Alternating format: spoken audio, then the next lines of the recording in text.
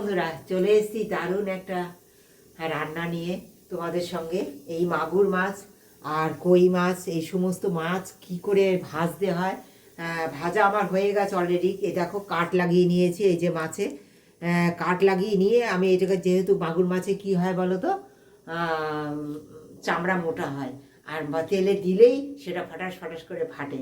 তাই ভয়তে তেল ছিটকে চারিদিক নাক মুখে ছড়ায়, তাই ভয়তে অনেকে মাছ রাঁধতেও চায় না, ভাজতেও চায় না। তাই দেখো এরকম তোমরা কাট লাগিয়ে নেবে, এরকম হোক লম্বা করে হোক, যেভাবে হোক একটু চামড়াটা একটু কেটে দেবে, তাহলে আর কখনো ফাটবে না। আর কম তেল দেবে, একদম কম তেল দেবে, কড়াইতে একদম কম তেল দেবে। তোমাদের সঙ্গে আজকে মাছটা ভাজা হয়ে গেছে যদিও, কিন্তু তোমরা একটু কম তেল দিয়ে ওইভাবে করে খেয়ে দেখো। আশা করি তোমাদের অন্যদিন আমি দেখাবো যে একটুও ফাটে না। হ্যাঁ, আর আমি এই যে ভেজে নিয়েছি কই মাছ, মাগুর মাছ, এই দিয়ে দারুণ একটা রেসিপি করতে চলেছি। তোমরা তো তেল কই খাও, অনেক রকম রসা কষা করে কই মাছ মাগুর মাছ খাও, কিন্তু আমি যে রেসিপি করতে চলেছি আশা করি তোমাদের খুব ভালো লাগবে। এই জ্যান্ত মাছের এই আলু দিয়ে একটা রেসিপি, দারুণ সুস্বাদু হয়, দারুণ সুস্বাদু। তোমরা একবার আমার পাশে থাকো। দেখো এই যে ভেজে নিয়েছি আলুটা, মাছটা, সমস্ত কিছু ভেজে নিয়েছি। আর দেখো এই যে সামান্য তেল নিয়েছি মাছের ঝোলের জন্য, সামান্য তেল। এই তেলে দিয়ে দেবো প্রথমে একটু কালো জিরে, ঠিক আছে, দিয়ে দেবো পেঁয়াজ বাটা, পেঁয়াজ কুচি, পেঁয়াজ বাটা দুটোই দিয়ে দিলাম। টমেটোটা একসঙ্গে ভেজে নেব, আর কাঁচা লঙ্কা। এই কাঁচা লঙ্কা ভাজার যে গন্ধটা এই মাছের ঝোলে দারুণ স্বাদ আনবে। এই মাছের ঝোল যখন এরকম রান্না করবে, জ্যান্ত মাছ, এই কাঁচা লঙ্কাটা এরকম ভেজে দেবে।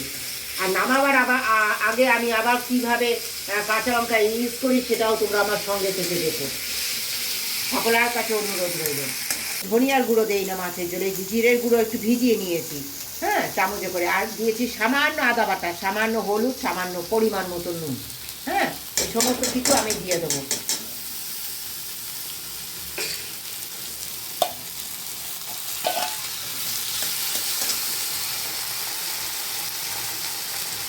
এই যে মশলা ধোয়ার জলটা, সেটাও দিয়ে দেবো আমি। ভীষণ কষে গেছে।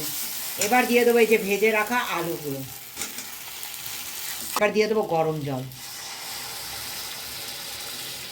এই যে মাছের ঝোলের জলটা সুন্দর ফুটে গেছে।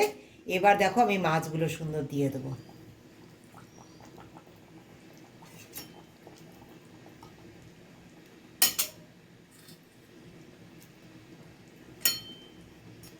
এবার একটু মাছগুলো সিদ্ধ হওয়া পর্যন্ত জাল দিয়ে নেব। তৈরি হয়ে যাবে আমার সুন্দর সুস্বাদু কই এবং মাগুর মাছের হালকা পাতলা ঝোল।